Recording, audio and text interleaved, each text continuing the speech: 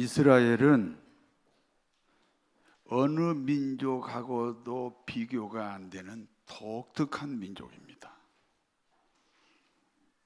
이스라엘은 어느 민족과도 비교할 수 없는 독특한 이유가 뭔지 아십니까?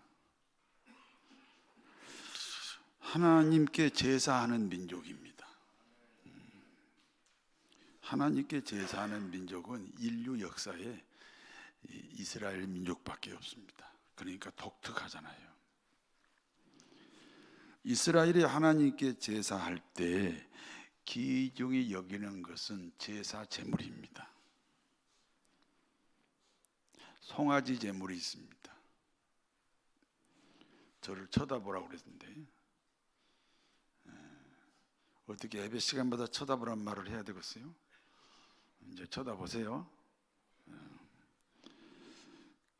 하나님께 드리는 제사 제물 중에는 송아지 제물이 있습니다. 왕이나 대제사장이나 이런 사람들이 제사할 때 드리는 제물입니다. 값이 너무 많이 나가기 때문에 아무나 못 드리고 대제사장, 일반 제사장이 아니라 대제사장이나 왕이 제사 지낼 때 드리는 제물입니다. 양이나 염소나 산비둘기나 쥐비둘기가 있습니다. 양이나 염소는 일반 평민들이 드리는 제사 제물이고, 그리고 산비둘기, 쥐비둘기는 아주 가난한 사람들이, 그 형편에 맞추어서 그 가난한 사람들이 제사 지낼 때 드리는 제물입니다. 이스라엘 민족이 하나님께 제사하는 장소가 있습니다. 예루살렘 성전입니다. 애국에 살고 있는 사람도 자신들의 성전은 예루살렘 성전뿐입니다. 그러니까 민족 전체가 하나의 성전밖에 없다는 겁니다. 이스라엘 민족은 로마의 정책에 의해서 나라가 망하고, 그리고 팔레스타인 지역에서 살지 못하도록 전부 흩어져 버렸습니다. 그러니까 이 이스라엘 유대 민족은 세계 각국으로 다 흩어져 살아요. 그 세월이 2000년입니다. 세계 각국으로 흩어진 사람들이 1948년에 나라를 세웠습니다. 한번 생각해 보세요. 독일에서 사는 사람은 독일화되고, 러시아에서 사는 사람은 러시아화되고, 영국, 프랑스에 사는 사람들은 영국, 프랑스화 돼야 되잖아요. 2000년의 세월이니까.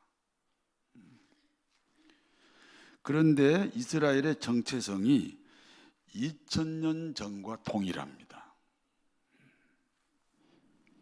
2000년 동안 민족의 정체성이 변하지 않는 이유가 있습니다.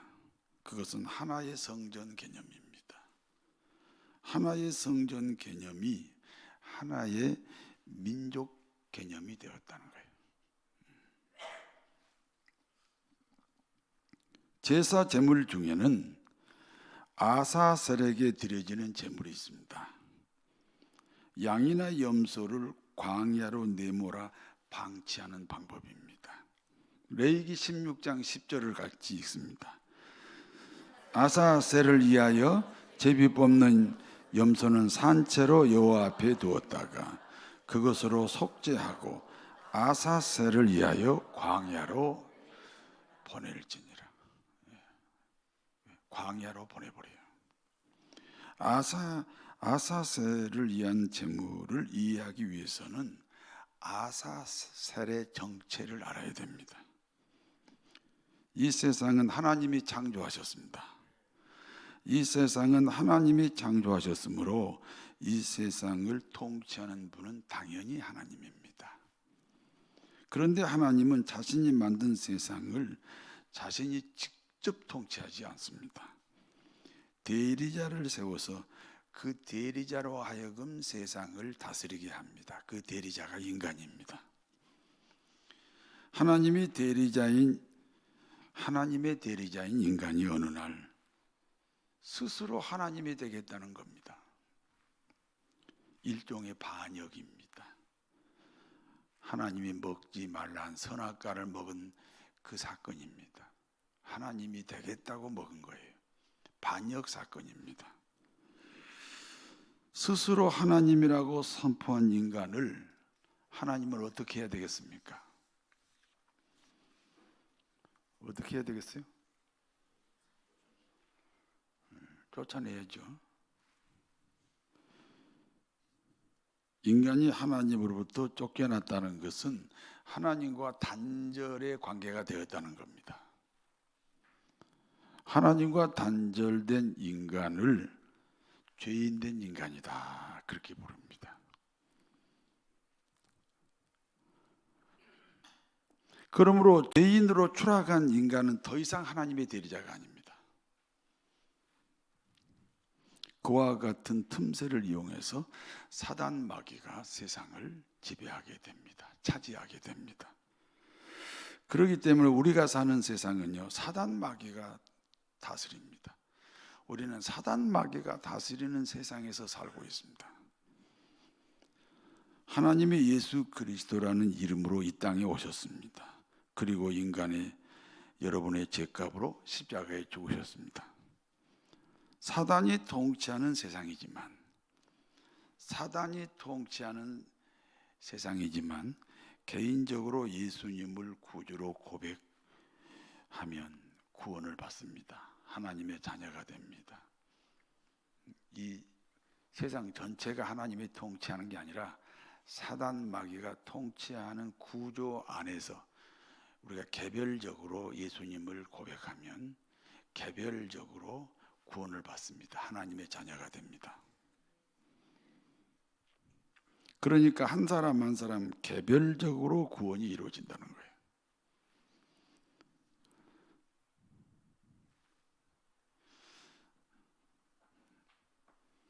주님에게는 이와 같은 역할 말고, 우리 죄로 십자가에 죽으시는 그 역할 말고 또 다른 역할이 있습니다. 모든 사람은 예외 없이 사단 마귀의 통치를 받으니까 사단 마귀의 정죄와 저주를 받습니다. 사단 마귀는 특징이 정죄하고 저주하는 거예요.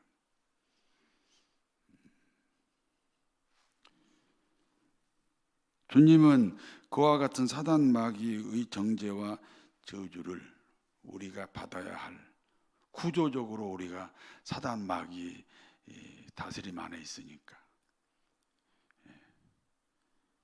그러니까 사단 마귀가 우리에게 저주하고 우리를 정죄하잖아요. 그 저주와 정죄를 예수님이 대신 받으셨다는 거예요. 십자가에 죽어서 죄값만 치른 게 아니고 우리가 평생 동안 살아가면서 사단 마귀에게 받아야 할 정죄와 저주까지 예수님이 대신 받으셨다. 주님은 그와 같은 사단 마귀의 정죄와 저주를 대신 받으셨다.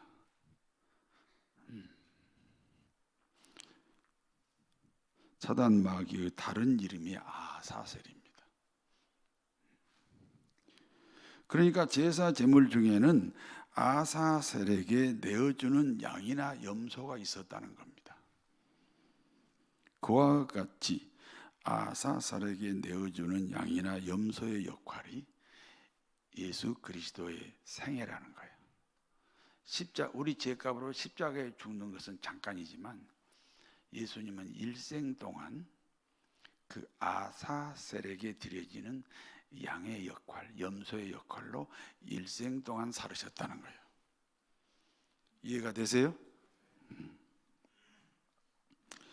요한복음 18장 8절입니다. 예수님께서 대답하시되 너희가 나를 붙잡아 가거든 나를 따르는 이 사람들은 붙잡지 마라. 내가 대신 너희들에게 붙잡혀서 정죄를 받고 저주를 받을 거야. 그러니까 나를 따르는 이 사람들에게는 절대로 저주할 수 없어, 정죄할 수 없어. 이렇게 예수님이 붙잡아 가면서요, 그 사단 마귀들에게 계약을 맺은 거거든요.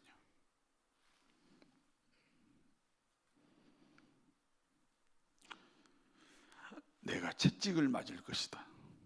그러므로 나를 따르는 이들에게는 질병의 고통을 주지 말라. 내가 침뱉음을 당하고 손가락질을 당하고 주먹질을 당할 것이다. 그러므로 나를 따르는 이들에게는 수치를 주지 말라. 내가 무거운 십자가를 지고 골고다 언덕을 올라갈 것이다.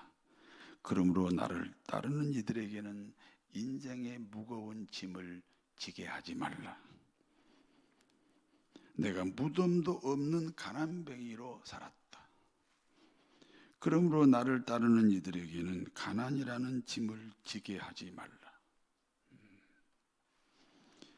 내가 양 손과 양 발에 못이 박혔다. 그러므로 나를 따르는 이들이 하는 일과 출입에는 복이 넘치게 하라. 내가 머리에 가시 면류관을 썼다. 그러므로 나를 따르는 이들에게는 생각으로 저지른 모든 허물이 되지 않게 하라. 내가 옆구리에 창으로 찔려서 심장에 있는 마지막 피 한 방울까지 다 쏟았다. 그러므로 양심으로 지은 죄, 대개 양심으로 지은 죄는요, 자신들이 죄라고 생각하지 않는 죄예요. 양심으로 지은 죄, 그 죄까지 다 내가 대신 피를 흘렸다. 그러니 저들을 정죄하지 마라. 저주하지 마라. 그러므로 예수님은 자신을 따르는 사람들의 죄값으로만 죽은 것이 아니라는 거예요. 자신을 따르는 사람들의 생활의 저주까지 대신하셨다는 거예요. 사실 양이나 염소는요, 방어 능력이 없는 짐승입니다. 이 지구상에서 방어 능력이 없는 정말 유일한 짐승이 양이나 염소입니다. 그러니까 방어 능력이 전무한 양이나 염소를 광야로 내보낸다는 것은 아사셀이라는 사단 마귀에게 철저하게 고난을 당하도록 방치했다는 겁니다. 결국 예수 그리스도가 이 땅에서 당한 모든 행위는 아사셀에게 내어주는 한 마리의 양이나 염소였다 하는 사실입니다. 이스라엘은 하나님께 제사를 드리는 독특한 민족일 뿐 아니라 메시아를 기다리는 민족입니다. 이스라엘의 조상은 아브라함입니다. 아브라함은 갈대아 우르가 고향입니다. 아브라함은 갈대아 우르에서 하란으로 왔습니다. 그리고 하란에서 다시 가나안 땅으로 갑니다. 문제는 아브라함의 손자 야곱 때 가나안에서 애굽으로 이주를 합니다. 그리고 애굽 땅에서 노예 신분으로 430년을 삽니다. 드디어 모세를 통해 애굽 땅에서 나오게 됩니다. 해방입니다. 그리고 광야에서 40년을 보냅니다. 광야 40년이 지난 어느 날 여호수아가 지도자가 되어 다시 가나안 땅으로 들어갑니다. 그런데 하나님의 허락한 땅 가나안에서 이스라엘 민족이 나라를 세워요. 이스라엘이라는 나라를 세워요. 그 후 두 개로 갈라집니다. 북쪽 이스라엘과 남쪽 이스라엘입니다. 북쪽 이스라엘은 아수르에게 멸망을 당합니다. 그리고 남쪽 이스라엘은 아수르를 멸망시킨 바벨론의 지배를 받습니다. 그리고 바벨론은 페르시아에게 멸망을 당하고, 페르시아는 알렉산더의 마케도니아에게 멸망을 당하고, 그리고 알렉산더의 마케도니아는 다시 로마에게 멸망을 당합니다. 그러니까 이스라엘은 이와 같은 열방의 흥망성쇠에 따라서 통치자가 계속 바뀝니다. 이스라엘의 열방의 흥망성쇠에 따라 통치자가 계속 바뀌므로 어떤 결과가 초래되었는지 아십니까? 하나님의 통치가 없어졌습니다. 그렇잖아요. 아수르가 통치할 때는 아수르의 통치를 받고, 바벨론이 통치할 때는 바벨론의 통치를 받고, 페르시아가 통치할 때는 페르시아의 통치를 받고, 마케도니아가 통치할 때는 마케도니아의 통치를 받고, 로마가 통치할 때는 로마 가이사의 통치를 받습니다. 하나님의 통치가 없어졌습니다. 나라를 잃어버리니까 하나님의 통치도 잃어버린 겁니다. 그러므로 이스라엘의 소원은 하나님의 통치입니다. 하나님의 통치를 받을 때는 그게 얼마나 귀한지 몰랐는데 하나님의 통치를 잃어버리니까 하나님의 통치만큼 귀한 게 없어요. 그래서 저들의 소원이 하나님의 통치입니다. 그 결과 이스라엘은 메시아 대망 사상을 갖게 됩니다. 메시아 대망 사상이 무엇입니까? 열방을 통치하는 왕이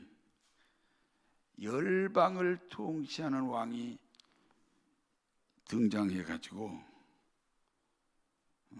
지금까지는 여러 나라들이 통치했는데 이 모든 나라들을 통치하는 만왕의 왕이 이스라엘에서 태어나요. 그래가지고는 하나님의 나라를 이룬다는 거예요. 지상에서, 천국이 아니라 지상에서 하나님의 나라를 이루는 만왕의 왕이 언젠가는 오시는데 그분이 메시아다. 그래서 메시아 대망 사상을 가지고 있습니다. 이스라엘은 예수님이 베푼 기적들을 보면서 자신들이 기다리는 메시아이기를 기대했습니다. 왜냐하면 기적이라는 것은, 이스라엘 사람들이 생각하는 기적은 하나님이 보낸 선지자가 아니면 절대로 기적을 베푼다 이렇게 믿지 않았어요.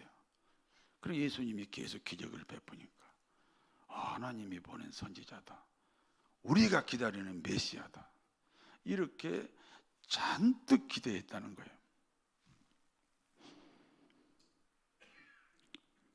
이스라엘이 생각하는 메시아입니다. 첫째는 율법주의자라야 됩니다. 율법을 세상에 선포하고 그 율법으로 세상 천지가 다스려지기를 원하기 때문에 유대인들이 기대하는 메시아는 율법주의자입니다. 그런데 예수님은 율법주의자가 아닙니다. 율법은 하나님의 통치를 위한 방법이지 목적이 아니다라는 거예요. 때로는 율법을 무시해버리잖아요.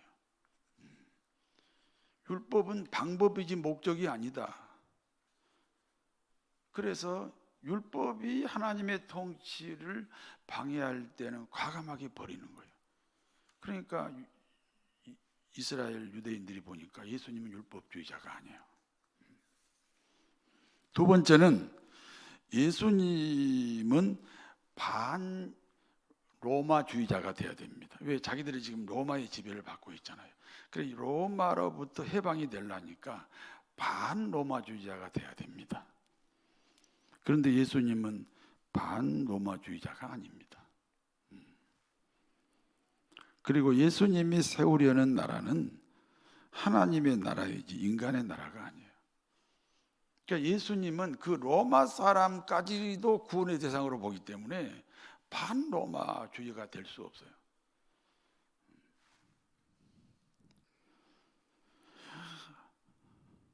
하나님의 나라, 이 지상의 하나님의 나라는 첫 번째 영혼 구원이 이루어져야 됩니다.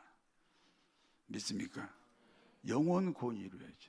우리 부목사들이나 이 지휘자들이 예부에서 데리고 올 때 영혼 구원이 안 이루어지면 보냅니다. 영혼 구원이 이루어졌는지 안 이루어졌는지 다 보면 알잖아요. 옆에 사람한테 물어봐요. 당신 영혼 구원이 이루어졌어 안 이루어졌어 물어봐. 내가 한 번 더 해. 내가 보니까 다 알겠는데 뭐 하라고. 다 알겠죠? 그리고 이 땅에서의 하나님의 나라는 하나님의 통치죠. 그러므로 이스라엘 사람들에게 예수님은 이스라엘을 생각하는 메시아가 아니에요. 율법주의자도 아니지, 반로마주의자도 아니지. 처음에는 메시아이기를 대단히 기대했는데 겪어보니까 아니라는 거예요. 그런데 자기는 하나님을 아버지라고 불러요. 유대인들이 보니까 우리가 기다리는 메시아도 아니야. 어찌 보면 반율법주의자예요. 그리고 어찌 보면은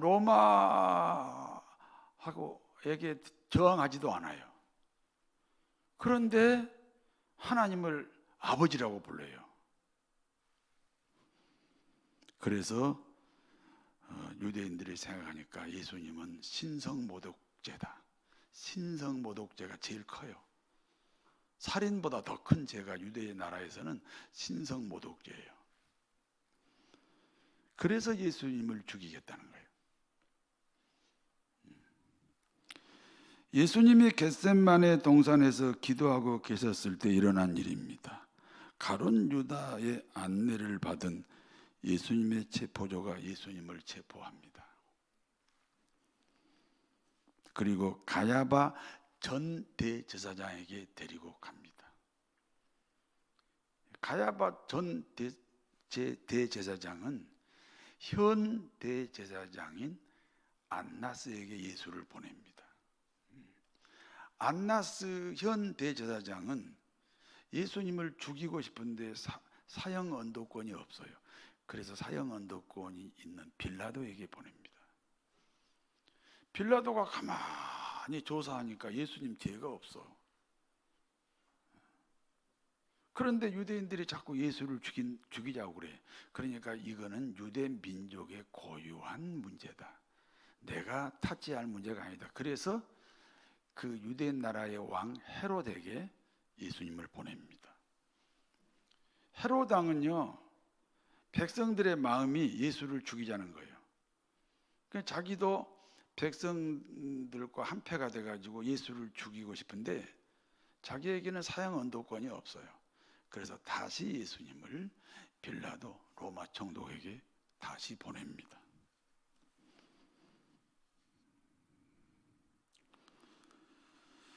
빌라도 로마 총독은 아무리 조사를 해봐도 예수님에게는 죄가 없습니다. 그래서 로마 총독이 생각합니다. 이 문제는 이스라엘 민족의 문제다. 그러므로 예수님을 이스라엘 왕 헤롯에게 보냈다 했지요. 그렇죠? 그리고 헤롯 대왕이 다시 이제 빌라도에게 보냈다는 거죠. 로마 총독은 아무리 생각해도 예수님에게 죄가 없어요. 여러분 잘 봐야 돼요.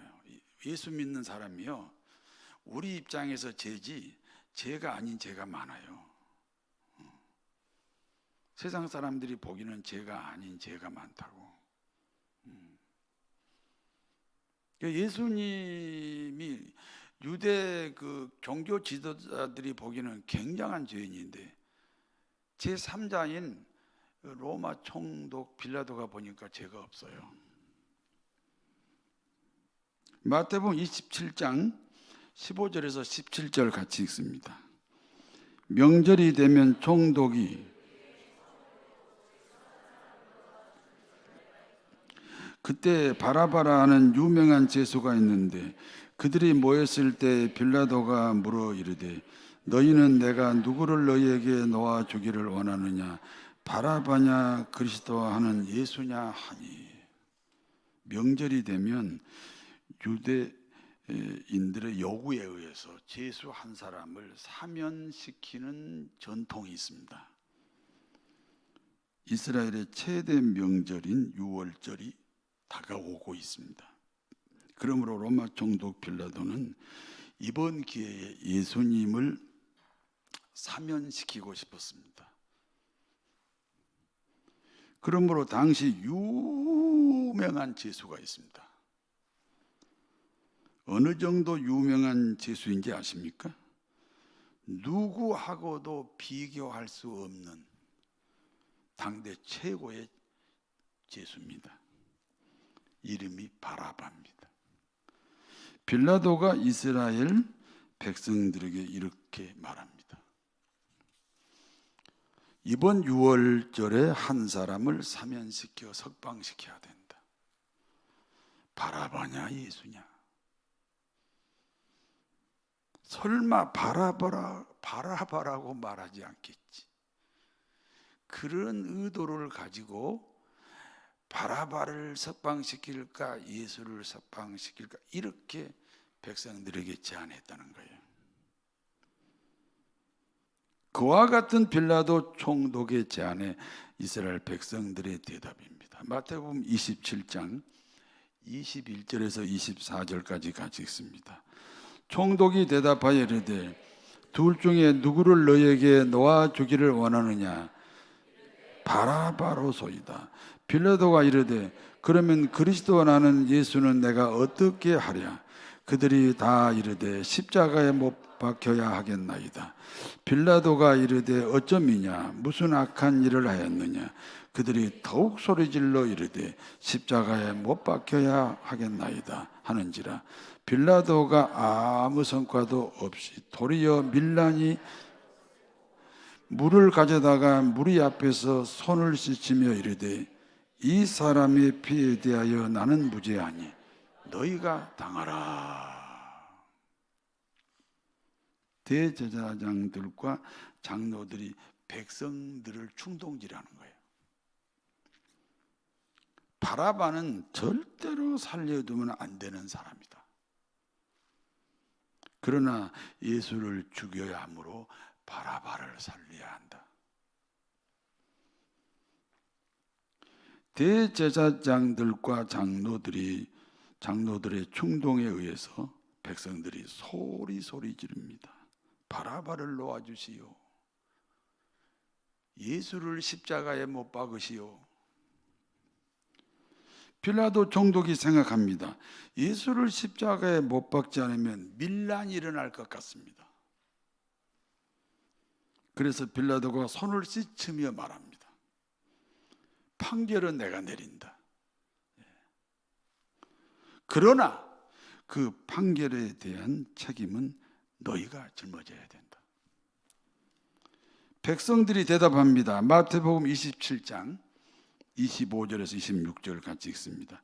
백성이 다 대답하여 이르되 그 피를 우리와 우리 자손에게 돌릴지어다 하거늘 이에 바라바는 그들에게 놓아주고 예수는 채찍질하고 십자가에 못 박히게 넘겨주니라. 그러므로 예수님이 십자가에 피 흘려 죽게 된 모든 책임은 사형 언도는 빌라도가 했지만 그 모든 책임은 누가 져야 됩니까? 누가 져야 되냐고 물어보잖아요. 예? 내가 여태 설교했는데 아무 소리 안 하네요. 누가 져야 돼요? 이스라엘 유대인이 져야 되잖아요. 설교 처음부터 다시 해야 될 것 같아요. 인심이 아주 안 좋아. 다시 할게요. 그러므로 예수님이 십자가에 피 흘려 죽게 된 모든 책임은 누가 져야 돼요? 유대인들이 져야 됩니다. 이스라엘 유대인 나라는 그러므로 예수님이 죽은 후에 나라가 없어졌습니다. 그리고 로마 정책에 의해서 팔레스타인 지역에서 살지 못하고 세계 각국으로 흩어졌습니다. AD 70년에는 예루살렘 성전마저 완전 파괴가 됐습니다. 세계 각국으로 흩어진 이스라엘 유대인들에게 대학살극이 시작됩니다. 독일에서 유대인 600만 명 살해된 것은 그 대표적인 사례일 뿐입니다. 러시아에서, 프랑스에서, 독일에서 엄청난 학살극이 계속해서 시작이 됐습니다. 이스라엘 유대인들의 입장입니다. 지난 2000년의 역사는 피해 역사였다. 그와 같은 피해 역사가 지금도 진행되고 있어요. 그러면 예수 죽인 이 죄에 대한 피해 역사가 언제 그치게 됩니까? 저들이 예수님께 돌아와야 돼요. 그 외에는요, 사죄가 없어요.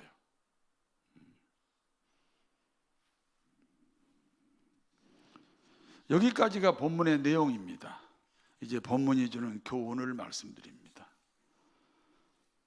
예수님 당시 유명한 범죄자가 있습니다. 예수님 당시 유명한 범죄자가 누구라고 그랬어요? 바라바입니다. 그러므로 그 바라바는 반드시 사형시켜야 하는 사람이에요. 반드시 죽어야 하는 그 바라바가 죽지 않고 살아났습니다. 누가 대신 죽었기 때문입니까? 예수 그리스도입니다. 여러분은 누가 죽었기 때문에 우리가 살았습니까? 그러니까 여러분이 누굽니까? 바라바입니다. 신앙생활 중에서 자기 발견을 못하는 것이요, 결정적으로 신앙생활 장애물이에요. 그렇잖아요. 반드시 죽어야 하는 바라바가 안 죽고 누가 대신 죽었어요? 그러니까 죽어야 할 우리가 죽지 않고 살고 예수님이 죽었다면 내가 나를 누구라고 고백해야 돼요? 바라바라고 고백해요. 바라바.